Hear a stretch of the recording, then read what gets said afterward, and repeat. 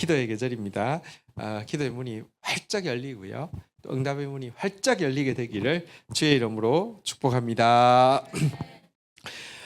우리 그 지난주 GT 내용 중에서 이런 내용이 있었잖아요. 그런즉 너희가 어떻게 행할지 자세히 주의하여 지혜 없는 자같이 하지 말고 오직 지혜 있는 자같이 하여 한번 따라하겠습니다. 세월을 아끼라. 세월을 아끼라. 이 세월을 아끼라가 이제 기회를 잡아라 이랬는데요. 무슨 기회를 잡으라는 말일까요? 그 이어지는 17, 18절에도 보면 이렇게 이야기하잖아요. 그러므로 어리석은 자가 되지 말고 오직 주의 뜻이 무엇인지 이해하라. 이렇게 이 기회를 잡아라. 이렇게 이야기하고 나서는요. 18절에 보니까 무엇이라고요? 한번 따라하겠습니다. 오직 성령으로 충만함을 받으라. 그러니까 이제 기회를 잡으라. 오직 성령으로 충만함 받으라. 이 두 개 합하면 뭡니까? 그럼 지금 성령 충만의 기회를 잡으라는 뜻입니다. 지금은 성령 충만할 때입니다. 가을 기도의 계절이 왔습니다. 또 올해는 우리에게 선한 말씀이 다 응할 것이라는 약속도 있습니다. 이걸 꼭 잡아야 됩니다. 성령 충만의 기회를 잡으라. 이렇게 이야기하고 있는 것입니다. 우리 옆에 분들을 서로 격려합시다. 성령 충만의 기회를 놓치지 맙시다. 아멘. 예. 아주 옛날 찬송인데 엄청 촌스러워서 노래는 안 부르겠지만 오늘 이 내용이 기회를 잡으라. 근데 그 기회 무슨 기회를 잡으라는 말인가? 성령 충만의 기회를 잡으라. 이런 내용인 거를 보니까 옛날 복음성에 이런 노래가 있어요. 가사 한번 불러드릴게요. 성도들아 이 시간은 은혜 받을 기회로다. 성령님의 은혜 역사 우리 위에 임하셨네. 기회로다. 이 시간은 은혜 받을 기회로다. 믿읍시다. 받읍시다. 이후의 기회를 믿지 말라 그랬는데요. 어떻게 에베소서 5장을 이 옛날 이 곡을 쓴 분은 비록 곡은 촌스럽지만 가사는 와 진짜 그러네요. 한 번 더 읽어드릴게요. 성도들아 이 시간은 은혜 받을 기회로다. 따라합시다. 자기 이름을 성까지 넣으면 내자가 되거든요. 제가 하면 따라하면 됩니다. 권지연아 이 시간은 은혜 받을 기회로다. 성령님의 은혜 역사 지연이에 임하셨네. 기회로다. 이 시간은 은혜 받을 기회로다. 믿읍시다. 받읍시다. 이후의 기회를 믿지 마라. 기회가 항상 있는 거 아니에요. 성령 충만도 기회가 항상 있는 게 아니에요. 지금이 기회입니다. 올해 가을에 저에게 또 여러분들에게 성령 충만의 역사가 충만하게 임할 것을 믿습니다. 이 기회 놓치지 않는 저와 여러분 되기를 주의 이름으로 부탁드립니다. 실은 이제 저도 막 기도하고 싶어서 어떻게 하면 성령 충만, 기도에 대해서도 설교를 얼마나 많이 했겠어요. 또 성령 충만에 대해서 설교를 얼마나 많이 했겠어요. 항상 언저리에 머무는 듯한 느낌이 있어서 어떻게 하면 더 들어갈까 몸부림치고 기도하고 또 몸부림치고 애를 쓰고 하니까 또 사실은요 여러분 구해야 하나님이 답을 주세요. 응답을 주시기 전에 먼저 깨달음을 주시죠. 어떻게 해야지 기도할 수 있을까? 어떻게 성령 충만할까? 서베드로 선교사님 어쨌든 목숨 걸고 지금 우리 교회를 위해서 기도하고 있습니다. 얼마나 기도를 열심히 하시든지 이 근처에 와서 저기 우리 교회에서 이제 새벽 기도하고 싶어가지고 여기 땅값을 알아봤다가 너무 비싸니까 그건 좀 어렵죠. 어쨌든 목숨 걸고 기도하고 있고요. 캠프에서 목숨 걸고 기도하고 있고 막 기도하다 보면 또 마음이 들잖아요, 그죠? 근데 되게 조심스럽게 메일이 왔어요. 목사님 정말 이런 말씀 드리기 너무 조심스러운데 목사님 혹시 40일 금식 기도를 이제 좀 근데 이제 이 일상 생활을 하면서 40일 한다는 게 어려운 거 아니까 그러니까 하루 금식하고 하루 일상하고 하루 금식하고 이렇게 하면 한 90여일 하면은 40일 금식을 할 수 있거든요. 40일 금식을 좀 하면서 같이 기도하시면 어떻겠습니까? 이렇게 오셨어요. 되게 조심스럽죠. 그런 말 하기가 참 쉽지 않잖아요, 그죠? 근데 이제 제가 또 그 메일 받고는 이렇게 답은 먼저 안 드리고 그냥 시작을 해 버렸어요. 왜냐하면 이게 하도 길어 가지고 저도 이거 하다가 이게 할 수 있을까 싶어서 시작을 했는데, 오늘이 이제 4 일째여서 11 조를 오늘까지 하면 이제 4 일째여서 11 조가 되었기 때문에 일단 이제 시작을 했습니다. 한 12월 첫째 주간까지 하면은 딱 이렇게 이제 40일을 할 수 있겠더라고요. 근데 이제 40일 시작을 했다고 해서 달라지는 게 없어요. 금식하는 날도 기도해도 잘 안 돼요. 또 이렇게 뭐 이제 금식하는 날 좋은 점은 이제 삶이 단순해지고 시간이 많아지니까 머무르는 시간은 많은데 기도문이 잘 안 열려요. 근데요, 그 중심을 하나님 받으시잖아요. 그죠? 오늘 4일째 정도 되니까 이렇게 딱 스스로 느끼겠더라고요. 문이 팍 열리는 게 느껴지는 거예요. 어쨌든 근데 이 기회가요 항상 있는 게 다음에 하지, 다음에 하지. 지금 잠언 이제 감탄이라는 제목으로 이제 세 권의 책이 이제 막 빠집니다. 그래서 사실은 뭐 거의 뭐 이렇게 몰입을 해야 되는데, 마음속에 이거 다 쓰고 한다고 이렇게 답을 할까 이런 생각도 들었어요. 왜냐하면 이게 마무리 때 너무 에너지가 많이 되니까요. 근데 그날 사실 GT가 그렇잖아요. 어 때가 악하니라. 여러분, 때가 악하다는 게 뭔 말이냐고 하면요, 사단이요. 여러분, 내가 길을 잡을 때 못 잡으면 사단이 그 시간 여러분 다시 안 오게 한단 말입니다. 그래서 어쨌든 저는 성령 충만의 기회를 잡을 겁니다. 우리 사랑하는 성도들, 성령 충만의 기회를 놓치지 않기를 바랍니다. 우리 서로 한번 옆 사람에게 자랑하겠습니다. 성령 충만의 기회를 놓치지 않을 거예요. 시작. 예. 이번에는 마침내 성령 충만에 이르는 저와 여러분들이 되시기를 축복합니다. 여러분, 사실 이제 성령 충만이라는 게 제가 지난번에 설교를 한번 했지만 다시 한번 이해를 좁자면요, 딜러한테 차를 구하며 차를 받으면 끝입니다. 그 다음에 딜러하고 연락하는 일은 별로 없어요, 그죠? 차가 뭐 그거 요즘 잘 안 나오면 뭐 딜러한테 매일 전화 걸던 사람도 차 딱 받고 나면 끝이에요. 그런데 연인한테 만남을 구합니다. "한 번만 만나 주세요. 한 번만 만나 주세요." 한 번 만남을 받아냈습니다. 그러면 끝이에요, 시작이에요? 그게 끝이 아니잖아요. 그죠? 성령을 구하고 성령을 받는다는 건 차 받는 게 아니라 연인과 만남 한 번 한 거예요. 그래서 사실 성령 충만의 단계가 1000 단계나 있다는 게, 여러분, 연인 한 번만 만나 주세요. 한 번 딱 만나고 나면 옆 동성 친구가 "어떻게 만났냐고. 이제 됐냐고." 하면 "시작도 안 했어." 이렇게 하잖아요. 그죠? 그러니까 성령 충만이 진짜 1000 단계는 있어요. 근데 그 단계가 지난번에 6 단계로 좀 간단하게 했는데, 사실은 앞에 3 단계는 경험해 본 사람들이 많아요. 첫 번째가 무슨 단계인지 기억하십니까? 평강이 임하고요. 두 번째는요, 용기가 임하고요. 세 번째는 사랑이 임하고요. 어쨌든 이것도 너무 귀하죠. 여러분, 어 아무도 빼앗아갈 수 없는 평강이 성령 충만하면 임합니다. 할렐루야. 그리고요, 아무도 줄 수 없는 용기가 임합니다. 소년 다윗이 어떻게 여러분 골리앗과 맞설 용기가 생겼겠어요. 성령이 주시는 거예요.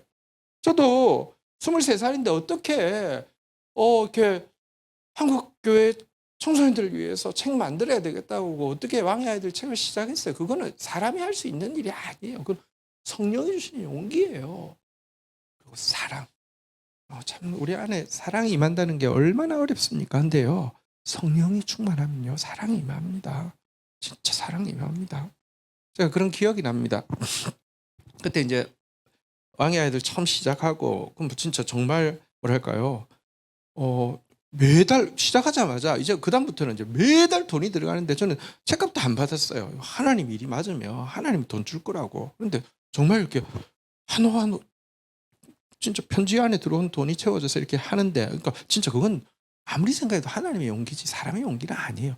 잠시 욱하는 건 사람이 할 수 있는데, 그때부터 지금 34년 동안 욱해서 이렇게 온 게 아니에요. 근데요, 그때쯤의 일인데요, 우리 교회 이제 그 청소년부 제가 담당이었는데, 선생님 아들이 갑자기 그 뇌사 상태에 이제 들어가게 되었어요. 근데 저랑 나이가 같았어요. 근데 저기 뭐랄까요. 그 선생님 아들이기도 하고 교회를 이렇게 자주 나오진 않지만 교회를 나오는 청년이기 때문에 아는 청년이었어요. 근데 음 나랑 나이는 같은데 저하고 좀 많이 달랐죠. 왜냐하면 진짜 잘생겼거든요. 키도 크고 또 서울대 다니고 정말 막 이렇게 진짜 딱 엘리트인데 갑자기 이제 희망이 없는 대사로 좀 빠져든 거예요. 어머니는 막 정말 간절히 기도하시고 근데 그때쯤에 이제 그분과는 상관이 없지만 저 안에는 확실히 고백할 수 있는 게 성령의 사랑이 너무 크게 임했어요. 그래서 막 중보를 하는 가운데 하나님 내가 객관적으로 생각해 볼 때는 나보다 저 사람이 예수 잘 믿고 저 사람이 주님 위해서 일하면 너무 좋으니까 차라리 저를 죽이시고 저 사람 살았으면 좋겠습니다. 저 형제 살았으면 좋겠습니다. 근데 그게요 진짜 제 기도였어요. 막 간절히 기도했어요. 제 죽어도 좋으니까 저 사람 좀 살려주세요. 저 사람 살려주세요.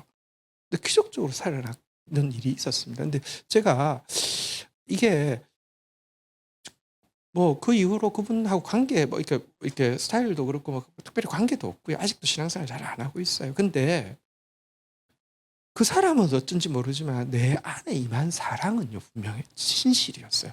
누가 그런 그게 빈말로는 그렇게 뭐 대신 죽어 준다고 하지만 진짜 그것 가지고 눈물 흘리면서 기도하는 게 그게 쉬운가요?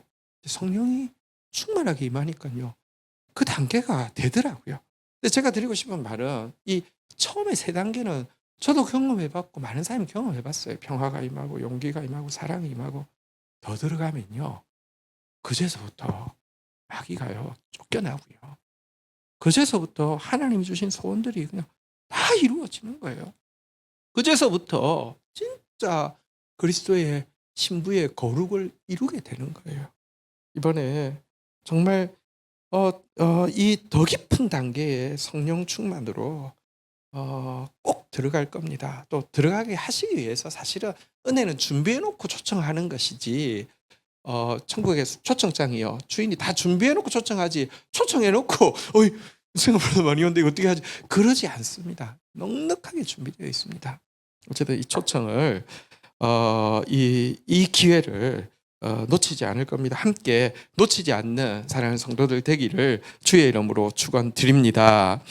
자 그런데 성령 충만을 받으면 표시가 나는데요. 그 에베소서 제가 읽었던 그 본문에 보면 성령 충만 받은 사람에게 나타나는 표시 세 가지가 있는데 첫 번째가 무엇이었냐고 하면 그 찬양이 막 터져 나오는 거라고 되어 있습니다. 성령 충만하면요. 개인적으로 또 찬양이 막 터져 나오고요. 오늘 기도가 좀 터졌다 그랬는데 기도가 터지고 나서 옛날 일이 막 생각이 났어요. 한참 그 이제 왕의 아이들을 하기 이제 한 1 년, 2년 전에 기도를 할 때인데 성령이 이제 임하고 그러고 나서 막 기도를 하는데 기도가 너무 쉬워졌어요. 기도가 너무 막 길어졌어요. 기도가 하고 싶어서. 그래서 우리 그 이제 그 개척교회 그 이제 제가 청소년부를 맡아 있던 데가 지하실이었는데 컴컴한 지하실에 들어가서 기도를 하는데 방언으로 찬양이 나오기 시작하면 막 찬양이 1 시간이고 2 시간이고 나오는데 내가 어 사실 여러분 제가 노래를 잘 못하니까 너무 저를 무시하는 경향이 있지만 제가 사실 어릴 때 전국대회 나가서 1 등하고 막 그랬거든 노래를. 그래서 근데 막 1 시간 막 2 시간 막 찬양이 막 흘러나오면 방언으로 막 찬양이 흘러나오는데 그게요 막 내 마음에도 이게 녹음기가 있으면 저 악보를 그릴 줄 모르니까 녹음을 해 두면 이게 무슨 오케스트라 뭐 대곡처럼 막 엄청난 스케일의 찬양이 막 나오는 거예요. 이게 뭐 이 내가 뭐 모르지는 않죠. 제가 전국 1등 하는 노래 막 대회 1 등도 하고 그런 사람이니까 '이거는 진짜 엄청 훌륭한 곡이 되겠다.' 싶을 정도로 막 노래가 나오더라고요. 성령 충만하면 나타나는 첫 번째 정세가요. 찬송이 터져 나옵니다. 개인뿐 아니라 공동체도 마찬가지입니다. 여러분 우리 교회 예배가 아직 성령 충만하지 않습니다. 무엇 보면 알 수 있냐고 하면 찬송이 너무 약해요. 네. 여러분 기도해야 됩니다. 찬양팀 식구들도 기도해야 되고요. 찬양팀 리더들도 기도해야 되고요. 찬양팀 또 섬기는 교육자들도 기도해야 됩니다. 이게 성령 충만 임하면요 찬양이 달라집니다. 일단 찬양이 막 강력해집니다. 설교하기 전에 찬양해서 그냥 게임이 끝이 나는 거예요. 기껏 설교해도요. 설교자가 저는 사실 다른 부분에 대해서는 말할 수 없지만 설교를 준비하고 설교자로서 설교를 통하여서 말씀의 빛을 드러내는 부분은 여러분들이 혹시 아직 말씀을 잘 몰라서 그럴지는 모르지만 누구보다도 가장 분명하고 깊이 있게 사역합니다. 근데 소용없어요. 공동체 이게 이 예배라는 건 목사 혼자 하는 게 아니에요. 같이 하는 거예요. 찬양이 살아나야 되는데요. 근데 설교하기 전에 게임 끝이에요. 성령 충만하면요. 어쨌든 찬양이 이렇게 막 우러나는 것이 첫 번째 증거라고 했습니다.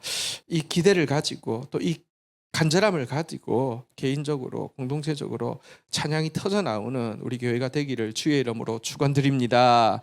두 번째는 이제 감사가 항상 감사하게 되는 거. 그러니까 감사의 수준이, 감사의 상황이, 감사의 깊이가 달라지는 게 이게 성령 충만입니다. 이 정도까지는 감사하는데 여기는 감사 못하던 사람이 이때까지는 감사하는데 이때 조금 지나면 감사 못하는 사람이요. 감사의 이 차원이 달라지는 게 이게 성령 충만의 증거라고 그랬는데요. 여러분 성령 충만하여서 감사의 수준이 깊어지는 여러분이 되시기를 주의 이름으로 축원드립니다. 그리고 마지막이 뭐냐고 하면요. 한번 따라하겠습니다. 피차 복종하라. 여러분 성령 충만하면요. 우리는 다 그리스도의 지체잖아요. 손가락일 수도 있고 발가락일 수도 있고요. 눈일 수도 있고 코일 수도 있고요. 이 성령 충만하면요. 우리가요. 머리 대신 예수 그리스도의 영향을 가장 많이 받고 있기 때문에 서로가 서로에 대해서 복종하는 그런 단계가 생깁니다. 우리가 성령 충만할 때 가지고 있는 선입견이 뭐냐고 하면 성령 충만 받으면 어떻게 될 것 같아요? 막 불 받으면 어떻게 될까? 그 다음부터는 아무도 갈지마워요. 실제 교회에서요. 기도하다가 은사라도 하나 받으면 그때부터 목사고 뭐고 아무도 소용없어요. 자기가 제일 잘났어요. 그게 성령 충만인 줄 알아요. 천만에요. 껍데기 조금 받은 것이고요. 뼛속같이 들어가면요. 성령 충만할수록 머리에게 집중하고 머리에게 집중할수록 손발이 얼마나 서로 피차복종합니까? 피차복종하게 되는 것인데요. 오늘 본문은 우리가 읽을 본문은 그러니까 피차복종해서 부부 사이에 피차복종하는 모습을 이제 오늘 이제 내용이라고 내일 내용은 이제 피차복종하는 모습이 부모와 자녀 사이에 갔을 때 성령 충만하면 어떤 일이 일어나는지에 대한 내용입니다. 한번 볼까요? 1절부터 3절까지입니다. 자녀들아 주 안에서 너희 부모에게 순종하라. 이것이 옳으니라. 2절 같이 읽겠습니다. 1절만 다시 읽겠습니다. 시작. 자녀들아 주 안에서 너희 부모에게 순종하라. 이것이 옳으니라. 자, 이제 성령 충만한 사람들은 가정에서 관계가 달라집니다. 부부 관계가 달라지고요. 부모와 자녀 관계가 달라집니다. 자, 성령 충만할 때 자녀에게 나타나는 첫 번째 모습이 무엇입니까? 부모에게 순종하게 된다는 것입니다. 왜 순종해야 됩니까? 한번 따라하겠습니다. 이것이 옳으니라. 그게 하나님의 법칙이기 때문에 그렇습니다. 언약 백성의 필수적인 법칙은 부모 공경입니다. 왜 부모 공경이 필수적인 법칙일까요? 성경에 이야기하고 있잖아요. 눈에 보이는 부모 순종하지 않는 사람이 눈에 보이지 않는 하나님 순종한다? 불가능한 일이기 때문입니다. 하늘 부모에게 순종하기 위해서는요. 눈에 보이는 부모에게부터 순종해야 가능하다는 것입니다. 그래서요. 여러분 이 부모 순종에 대한 10계명은 몇 계명이에요?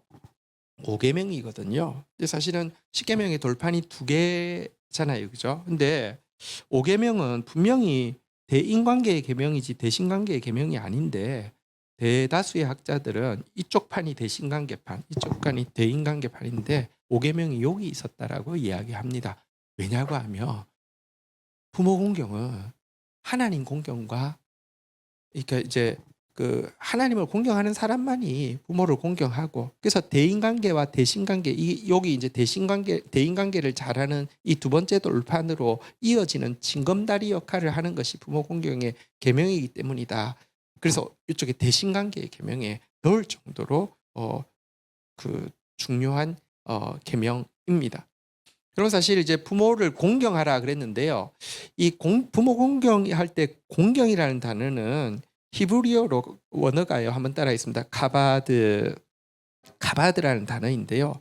이것은 하나님의 영광을 나타내거나 우리가 하나님께 영광을 돌릴 때 주로 쓰는 단어입니다. 레위기 10장 3절에 보면 이런 내용이 있어요. 모세가 아론에게 이르되 이는 여호와의 말씀이라 이르시기를 나는 나를 가까이 하는 자 중에 내 거룩함을 나타내겠고 온 백성 앞에서 한번 따라하겠습니다. 내 영광을 나타내리라. 이게 가바드라는 단어인데요. 하나님이 자기 영광을 나타내는 것을 가바드라고 합니다. 혹은 우리가요. 시편 22편 23절에 보면요. 여호와를 두려워하는 너희여 그를 찬송하라. 야곱의 모든 자손이여 한번 따라하겠습니다. 그에게 영광을 돌릴지어다. 이게 가바드입니다. 그러니까 하나님이 내 영광을 나타내리라. 우리가 하나님께 영광을 돌리는 것, 이게 가바드인데 이 단어를 어쨌든 부모에게까지 쓸 정도로, 그러니까 하나님과 사람을 잇는 징검다리가 부모 공경이다, 이렇게 이야기를 하고 있습니다. 먼저 여러분 성령 충만하셔서 부모님을 공경하는 그런 사람들 되기를 주의 이름으로 축원드립니다. 우리 2절 한번 읽어볼까요? 같이 한번 읽도록 하겠습니다. 읽겠습니다. 시작. 내 아버지와 어머니를 공경하라. 이것이 약속 있는 첫 계명이니. 여러분, 그리고 이 5계명 부모 공경에는요 약속이 동반되어진다라고 이야기합니다. 1, 2, 3, 4계명 보면 약속 없잖아요. 무엇 하며 무엇 하리라 이런 게 없는데, 여러분 5계명에는 약속이 동반되어져 있잖아요. 그 약속이 뭡니까? 3절 한번 같이 읽어볼까요? 시작. 이로써 내가 잘되고 땅에서 장수하리라. 부모 공경에는 분명한 약속이 있습니다. 부모 공경하는 사람에게 잘되게 하시고요. 부모를 기쁘시게 하는 거 하나님 기쁘시게 하는 행동이죠. 잘되게 하시고요. 한번 따라하겠습니다. 땅에서 장수하리라. 여러분, 땅에서라는 단어가 굉장히 중요합니다. 구약 성경에서 땅에 대한 축복이 엄청 강조되어지고 있습니다. 근데 이 땅의 축복이 왜 이렇게 강조될까요? 사실 우리가 축복 그러면 신명기 28장을 축복장이라고 부릅니다. 여기 보면 내 자녀가 복을 받고 내 떡반죽 그릇이 복을 받고 이렇게 이야기를 하는데요. 근데 이 복의 핵심이 자녀가 떡 받고 떡반죽 그릇 또 복 받는 것 아닙니다. 또 신명기 28장을 축복장이라고 하지만 사실은 축복에 대한 내용보다 저주에 대한 내용이 좀 더 많습니다. 근데 저주가요, 자녀가 복을 못 받고 떡반죽 그릇이 복을 못 받는 게 아닙니다. 저주의 핵심도 그게 아닙니다. 둘 다 땅과 관련되어 있습니다. 신명기 28장 63절에 보면요, 이런 말씀이 있습니다. 여호와께서 너희에게 선을 행하시고 너희를 번성하게 하시기를 기뻐하시던 것 같이 이제는 여호와께서 너희를 망하게 하시며 멸하기를 기뻐하시리니 너희가 들어가는 땅, 너희가 들어가 차지할 땅에서 뽑힐 것이요. 이렇게 28장에 이렇게 나와 있는데 무슨 말이냐고 하면 축복의 핵심도 그 땅에서 뽑히지 않는 것이고 저주의 핵심도 그 땅에서 뽑히는 것이라고 이야기합니다. 왜냐하면 이 구약에서 계속 땅 이야기하는 게 땅이 사실은 천국을 상징하기 때문입니다. 부모를 공경하는 자에게 땅에서라고 이야기했는데요. 여러분, 이것은 확실하게 천국을 보장한다, 이런 뜻입니다. 부모 공경은 너무 중요합니다.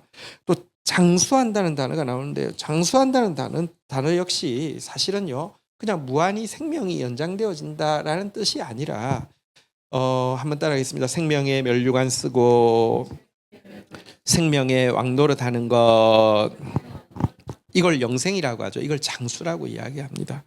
여러분 우리 사회가, 여러분 한번 보십시오.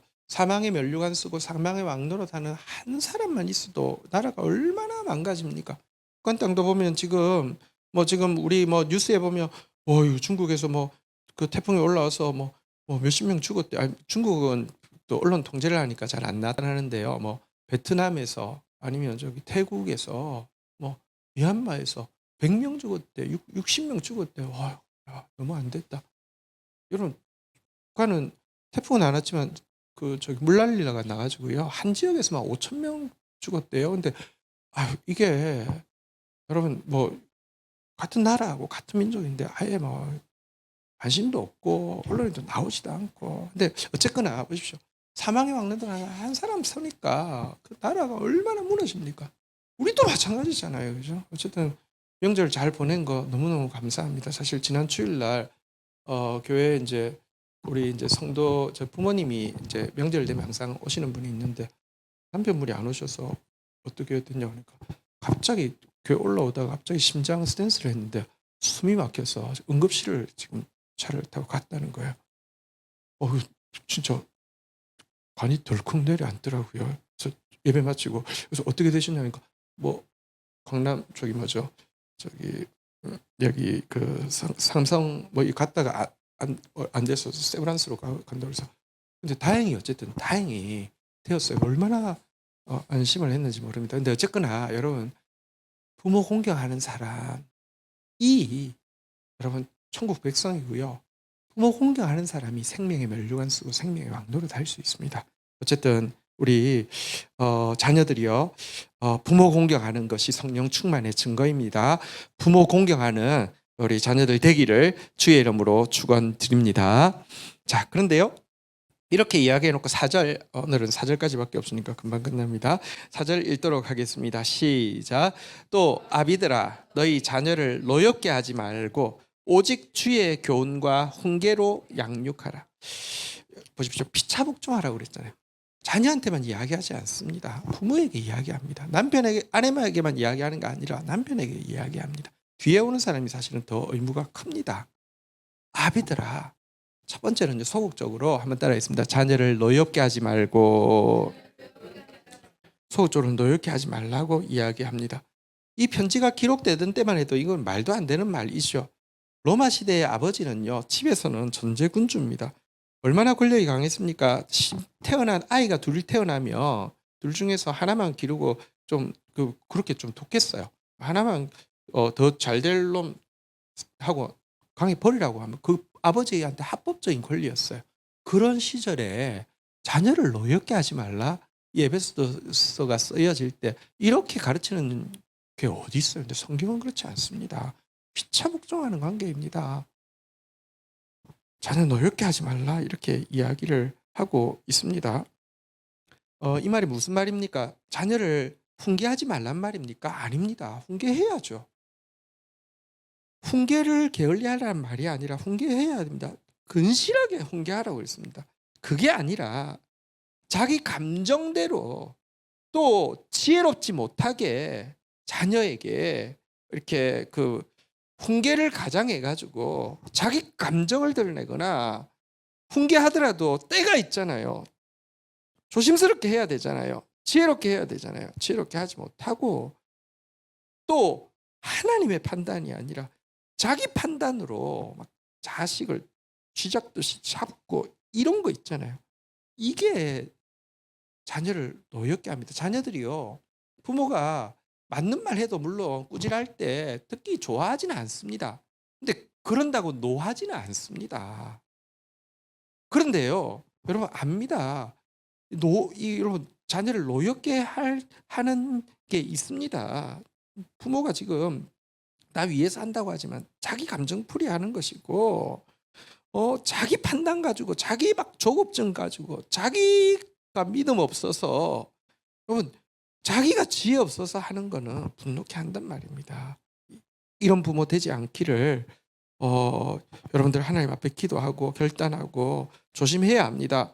여러분들 정말 요 뒤에 보니까 적극적으로 해야 될 일이 나오잖아요. 한번 따라하겠습니다. 오직 주의 교훈과 훈계로 양육하라. 주님이 훈계하시면 어떻게 하실까? 알 수 있죠. 나한테 하나님이 어떻게 나를 고쳐가셨는지 훈계하셨는지 주님의 훈계하는 방법과 주님의 교훈의 내용 가지고 교훈의 내용, 콘텐츠는 주님의 교훈입니다. 말씀이고요. 주님의 교훈의 방식 이거 가지고 양육하라는 것입니다. 그러려고 하면 부모는 주님의 교훈의 내용을 가지고 있어야 되고요. 자기부터 주님의 교훈의 방식을 훈계의 방식을 알려고 하면 자기부터 그 훈계를 따라야 되지 않습니까? 자기부터 주님께 계속 훈계 받아야 합니다. 훈계라는 단어가요. 여러분들 하나님께서 우리에게 새로운 좋은 습관을 좋은 지혜를 심어 주시려고 하면요. 훈계가 필요한데 훈계가 뭐냐고 하면 훈자와 개자가 붙은 게 훈계입니다. 그죠? 훈련, 징계라는 뜻이에요. 그러니까 훈련시키려고 하는데요. 훈련은 징계 없이는 잘 안 되잖아요. 그죠? 이게 훈계라는 거예요. 여러분들 훈계를 얼마나 받아들이냐가 그 사람이 얼마나 자라갈 수 있느냐의 정도입니다. 훈계를 잘 받는 여러분 되시기를 주의 이름으로 축원드립니다. 하나님의 훈계를 잘 받고요. 또 권위자의 훈계를 잘 받아들이고요. 자기부터 부모도 마찬가지입니다. 하나님의 훈계를 잘 받은 사람이 그 훈계 받은 방식으로 자녀를 훈계할 수 있습니다. 자녀는 내게 아니라 하나님의 것입니다. 하나님께 위탁받은 동등한 영혼입니다. 자살하면서 자식 불쌍하다고 자식 때리고 자살하는 사람이 정말로 악한 것입니다. 내 거 아닙니다. 하나님의 것입니다. 여러분 이게 피차복종하는 거예요.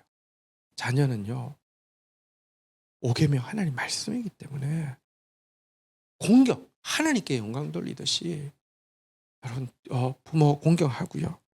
또 부모는 하나님께서 나한테 맡겨주신 소중한 영혼이기 때문에 주의 교훈과 훈계로 양육하는 것 이게 피차복종하는 성령 충만한 가정입니다. 우리의 가정이 이런 성령 충만한 가정이 되기를 주의 이름으로 축원드립니다.